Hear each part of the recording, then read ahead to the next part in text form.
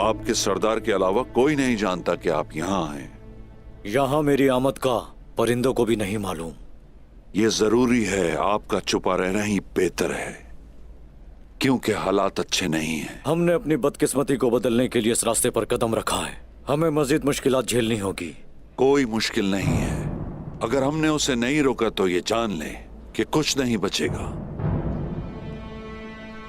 जब 20,000 सिपाही मुकम्मल हो जाएंगे तो आप ये नहीं जानते कि आगे क्या होगा। उनका अगला हदफ आपकी सरजमीन पर काबिज होना है, और अगर वो कामयाब हुए तो समझ लेना कि ये हमारा भी अंजाम होगा। फिर हम उन्हें वक्त पर कैसे रोकेंगे? बताइए आलम शाह, आपने क्या सोच रखा है? सोच रहा हूं कि हाथों के लिए एक ऐसा जाल बिछाऊं जो वो याद रखे,